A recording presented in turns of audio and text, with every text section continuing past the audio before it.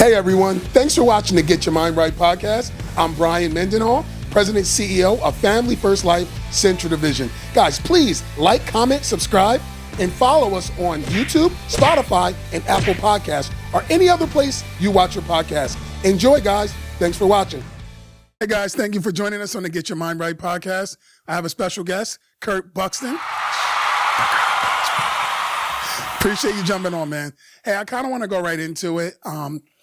I truly believe this is an industry where, like, anybody that cares about helping people, likes helping people, and really doesn't mind challenging people can be successful here. So I kind of want to know a little bit about your background, how you kind of stumbled into insurance, and how you found us here, if you wouldn't mind sharing real quick. Yeah, absolutely. So born and raised out here in Columbus, Ohio. Went to Ohio State for a fashion merchandise degree. Did that for a couple years. Really kind of stumbled into the insurance when I was working for a corporation where it just really wasn't working out the way I wanted it to. And a buddy of mine, he opened up an agency where he had asked me to come work there for a little bit. Ultimately, I kind of looked down on it at that point in time in my life because I was like first in my family to graduate, and I really was wanting to use that degree. So it really didn't change for me until my buddy had, showed us one of our friends' year-end tax statements, and I was able to see that he made a considerable amount of money selling auto and home insurance, because that's where I started off at. So I eventually went over there, worked at that company for about 3 years, did really well, was one of the top agents here in the state of Ohio. And then I moved over to a brokerage that, kind of gave me a little bit more of a broader range, because at the time I was a captive agent. So did that for about another 3 years until my fiance Dana, who is the recruiter for Omar Mitchell for FFL Midwest, she started working with Omar about a year ago. She started off as a recruiter, and she basically every day I came home from work, she would just talk to me about the business, and she'd just be like, yo, it's just, this company is really amazing. I'm seeing a lot of people helping a lot of families, doing a lot of great things. You should really think about it. Now, prior to this, she had done a little bit of life insurance herself with one of those practice companies. And I saw the type of brutal situations she had to go through, like the door knocking, all that stuff. And I didn't realize that atmosphere compared to what here at FFL is completely different. So obviously saw that, the amount of families that people were helping. And I saw the people that were doing it, like Omar, a couple other guys that, won't name right now, but I just saw myself and I was like, if they can do it, I can do it. So eventually, it was like the last weekend of September, I took a week off, and my decision was I was going to go do it part-time. I was like, I'll go out there in the field for a week, see how these things go. And I think I went out in the field for a week, and in the first 2 days, I helped about 2.5 families. And that was like a third of what I made in an entire month. And I was like, okay, this is serious. So I just decided, I was like, honestly, I was like, when am I actually going to do this? I was like, I got 2 kids at home. I got a fiance. If I use that other job as a crutch, when am I actually going to take the time to do what I need to do to be successful? And I was like, I just got to do it. I just got to jump all in, sink or swim. I can't fail. My family, I got to take care of my family. So that's what I did. And that's honestly how I got it. It's just kind of a whirlwind of it all just lined up perfectly. That's awesome, man. That's awesome. So you said something there, and I don't want to let this blow over or kind of not let somebody see what you said. So you said Dana had already experienced the life insurance world, but I guess with another practice company, correct? And you said it was absolutely brutal. And at that time, you're like, I don't know, I don't want none of that, right? So talk to me about, because she obviously came over, she saw what people were doing here, but now you firsthand get to see it just, right out of somewhere else. What was your experience when you kind of jumped in versus her experience at that other company? Yeah, her experience, prime example, when I first jumped in, I had money in my account within 24 to 48 hours later. As she was coming in, we were investing a lot of money into her business, but even when she did help a family, it was minuscule. You know what I mean? It wasn't making out. So it was, in this business, in order to help families, you got to be able to help yourself as well too. And it was making it almost impossible for us to continue to run that business, which we obviously eventually had to step away from it. Whereas here at Family First Life, as soon as you go out there and help families, it gives you the ability to help your family and continue helping families, so on and so forth. It was night and day. Basically, for somebody watching that doesn't really understand the ins and outs, commission level was a lot higher. Is that what you're saying? She got paid the lion's share from the work that she did. And then when she went out to help someone, or you went out to help someone, within 24 to 48 hours, that lion's share deposit was then in your account, which allows you to then use the money to do whatever you want, fund your business, buy more leads, help other people, travel, gas, whatever. Is that what you're saying? Absolutely. That is correct. All right, cool. So being that you came in to do that, everybody has struggles. This is called the Get Your Mind Right podcast, right? It's called the Get Your Mind Right podcast for a reason, because even when you go through hard times, there has to be a way to reset, jump back on track. Have you ever hit hard times where things seem rough, or you seem down, or you might seem down and out, but you know you got to get over it? If you did, how'd you overcome what you were going through? Absolutely. I mean, the thing that I think we have to be realistic within this company is you can come in and help a lot of families real quick, and it will allow you to turn your family's situation around too. But chargebacks are a thing. So I got into the business right around the holiday season. So I came in, actually started taking off, doing pretty well, helping a considerable amount of families. And then all right at once, I got hit with it just seemed like all the chargebacks came at the same time. And the thing about it is if this is something that you're going to make a career and you want to do this to help families and also help yourself, there's no other option other than to just, dig your heels in and keep pushing forward. If that means you have to write with other carriers, whatever, but you have to find a way to do it. And that's just what my mindset was. It was don't get me wrong. I called up Omar plenty of times and just complained, but ultimately at the end of the day, we came up with a plan, and that's a thing that I love about this company too. Is everybody here is in it to help each other. You know what I mean? So if you're really looking to make this a business, there's no way you could tell me that you're not going to find somebody to be able to help you, whether it's your upline, someone else from a different upline, and you just gotta do it. And that's all I could do is just do it. I love how raw and how real you are, because I still hear you saying upline and stuff. That's from your practice company. Your partners and your managers you're working with are willing to help you out. Yeah. And I love it, because people need to see that rawness and that realness. So I love the open door policy, where if you have something you're struggling with, you can come to a manager. They're willing to help you. They're willing to, and you said complain. You didn't mean complain. What you meant is you would bring a problem up, a concern, and you would say, hey, this is what I think I might do. Give me some help. And then he might give you a suggestion. And then from there, you're able to switch from what you were doing to something else and see results. See, let's say a brand new agent came in and they're having problems with chargebacks. One of the best things I'm talking to them about is, obviously we fix little fine things, right? But then we talk about, if you're helping 10 families a week, every week, you're protecting 10 families a week, every week, the one or two, maybe even three, if you had a really bad week, that fall off are never going to hurt you. It's impossible. I did a training in California, and I talked about, if you're helping 10 families a week, every week, hands down, would everybody's situation be better? And they're like, yeah, people are screaming, right? So I'm excited about that. Man, talk to me a little bit about, because I know you lead from the front like crazy. What's the reason that you go so hard? Because right now you're crushing it. I've seen the numbers that you're actually putting up. I've seen the amount of families that you help consistently. What's the reason you're working so hard right now? My family. That's it. I mean, it's a very cut and dry answer. My fiance Dana, she's obviously in the business with me. She's on the recruiting side, and then my two children, Charlie and Burke. Yeah, and they're my drive. They're the reason why I do what I do. It's for them, my family.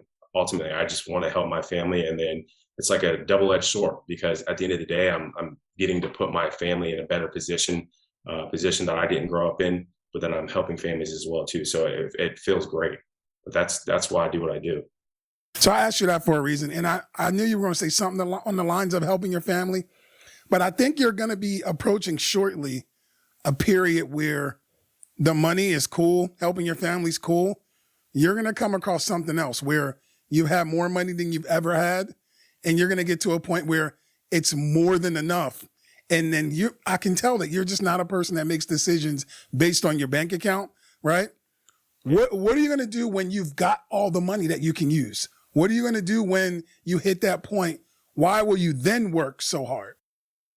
I think then that's when it'll get exciting, when I know that I'll have the ability to change other people's lives. And when I say change other people's lives, it's like literally take them and change their life, put them in a situation that they never could have dreamed of. The situations that you're doing right now, that Mark does, that Trolley does, like that's when it will really, because once I get to that level and it's like money's not an option anymore, my family's taken care of, I can take care of my extended family if I wanted to. When it gets to that point, and then I can start reaching out to people that I don't know and start blessing them, I think that's when the real gratification will actually come. You know what I mean? Because taking care of your family is going to be great, and you're always going to do that. It's going to feel good. But when you can do that and help other people that you don't know, and then those people are like, oh my God, thank you. Like that's what I'm looking forward to. Absolutely. Hey, I'm going to blow your mind real quick. You ready for this? Yeah. All right. You're already helping a lot of people that you don't realize you're helping. You lead from the front right now. We have a live dial telesales program where we got 30, 40, 60, 100 agents on live dials. And a lot of times you're unmuted. People are hearing you. People are hearing you do one call closes where you'll call someone, they'll give their objections over the phone. But these are the same people that filled out a form, right? They wanted life insurance. They wanted information. They watch you. They watch you book and they watch you help people right over the phone.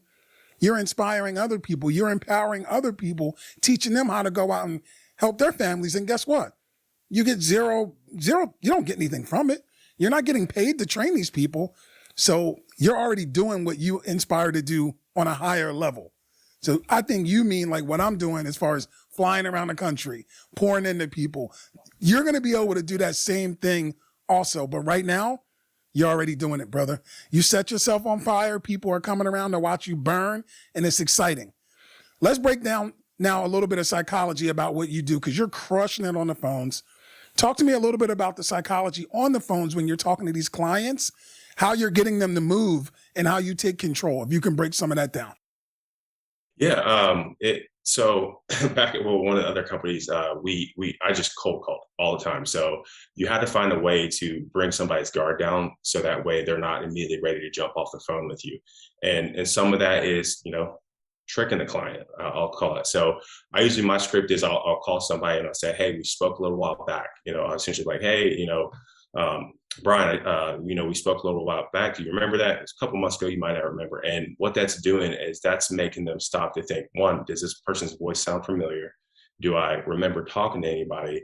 And a lot of people, because they don't like confrontation, will say, yeah. So instead of saying no, they'll say, yeah. Oh, yeah, I remember. So then that way you got them on the phone. And then at that point, I just go into my next spiel where I'm like, hey, you filled out this form a little while back. Ultimately, I'm just getting back to you because you filled it out. We haven't got to close it out. I just want to get it closed out so that we can stop giving you calls and get the information that you requested. And then I'll jump right into it. Now, refresh my memory. When you filled this form a little while ago, was it something that you were looking for yourself, or were you looking for someone else? Can you refresh my memory? At that point in time, they're still on the phone with me. They're still talking. They're giving me this information. And so I get that from them. They tell me, oh, it was for me. Okay, all right, fantastic. Well, there's typically one of the reasons when somebody, goes looking for life insurance coverage. It's either one, they don't have any and they're looking to get some because ultimately they don't want to be a Facebook GoFundMe ad. Two, they have some and they're looking to be a blessing to their family and loved one. They want to leave a little bit more money behind. Or three, there's some type of a loan that they're trying to protect, like a mortgage or a car loan. Which one of those three do you follow? And then I'll let them tell me. And then I kind of just go through the process and let them know, like, hey, I'm a broker. Obviously, just to remind you, I'm a broker. I've got I'll throw a number out there just to make it sound. But I'm like, we got 40 different A-rate insurance companies. And then just kind of go into the process of, what we'll do, and that's how I do my script right now. And that's how I've been a little bit successful. Obviously, I just moved over to doing the telesales, but that's ultimately how I gained most of my success. So you make it seem like it's not a big deal at all, which is cool. It's, you minimize it again, and minimizing it makes it where I think anybody can go out and actually be successful that's willing to minimize it, right? But one thing that you also do, which I'm huge on, is you create structure. Yeah. People like to be led. And if you're leading people, for example, agents like to come in day one having a system, right? They want to plug in. They know they have leads. They know they have free training. They know they don't sign contracts. They know what they're doing. You're just using that same concept, but on the phone with somebody that filled out a request for information. So they're saying, hey, I need help. And then you're saying, here's the blueprint. Boom, boom, boom, boom, boom, all on the phone. Done. Cover it with insurance. Now, do you believe that anybody that's willing to get their teeth kicked in a little bit can do something like what you just said?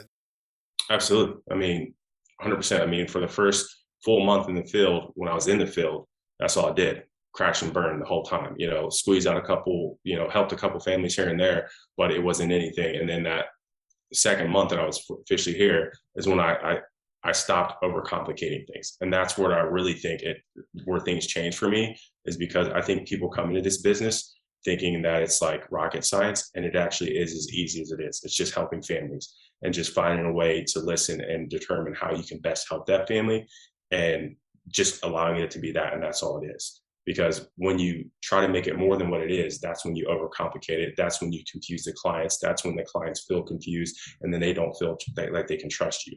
Because if you come off confusing, then they're not going to trust you. And that's the only thing they're looking for to buy from you. They want to be able to trust you and like you. Those are the only two things. And if you confuse them out the gate, liking you regardless ain't going to be a matter, because they're confused at that point in time. Confused minds don't do anything, right? Yeah, absolutely. Hey, taking it back to on the agent side, right? I'm an agent. I've been in this industry for a couple years, haven't had success. Or I'm a brand new agent that just started a week ago, 2 days ago. What would you tell me? What would you tell me to guide me in the right direction and not overcomplicating it, not making it this elaborate thing, and just keeping it simple? How would you structure my getting started in the industry? Getting started, I highly recommend getting into things that are going to make it easier for you to be more successful. Things like auto dialers, something that where you can just take all those leads that you buy, plug them in, simplify that. I recommend, getting a script and then getting it down packed, getting to the point where it sounds like a broken record. Because I think when I'm calling somebody and I go through the same thing and I say the same joke every time at the same point in time. The reason I do that is because I don't want to constantly be trying to think about, all right, what am I saying next? Because you got some people that want to make phone calls and try to have a different conversation with a different person. It's like, why not have that same conversation with a different person if it worked on the last two? You know what I mean? So using a script, staying consistent, sounding like a broken record, and investing in yourself and investing in what you need to do to be more successful. That's what I would recommend to somebody that's been in the business for a few years and just hasn't had success, because they're probably doing something that wasn't working, and continue to do that. And if it's not working, you need to change it. You need to readjust, adjust fire. And then somebody coming in new, kind of like myself, I'm, just over 6 months being in the business, I'd recommend doing those things. Like I said, investing in yourself and getting things down to where it's like, you sound like a broken record at the end of the day. That's literally what I tell anybody I'm talking about. Sound like a broken record. You're going to annoy yourself for how much you say the same thing over and over again. But that's how I was having my success. That's awesome. That's awesome. So you say, hey, if it's not working, I need to redirect and figure something else out, right? Yeah. So, for example, you probably also tell me, hey, I'm on live dials every day. Come watch me, right? Yeah. So I'd come and watch and see what you're doing, because you're on there leading from the front. Kurt, man, your heart's huge. You give back like crazy. If somebody watched this and they said, man, this guy's energy is through the roof, this guy's passion is through the roof. Like, I can feel your passion for wanting to help people. I can feel you wanting to get to the spot where you don't worry about money anymore, but not for the money. I really feel like you really want to be there so that you could just help more people. Does that make sense? So I'm one of these people. I'm watching you right now. I want to get involved with what you're doing, your movement. How do I get a hold of you, and how do I work with you? Yeah, absolutely. You can reach me directly. My direct phone number is 614-806-4597. My email is Kurt Buxton. That's KurtBuxton at fflmidwest.com. Hey, man, I appreciate everything that you're really doing. Like, you're really blazing the trail. And it's cool to see people been around for 10 years, crushing it and doing really good. But it's something different about a new person coming in and just like setting new records and helping more people than ever, and getting uncomfortable and leading from the front. See, leadership is not given, it's taken. People take leadership. You took the leadership by jumping on the phone and unmuting in front of other people. Had to be uncomfortable, but you didn't care, and you still just served, man. I just want to say thank you for all you do. Anything you need from me, please reach out. Thanks, man. Absolutely. Appreciate it. Thank you for having me.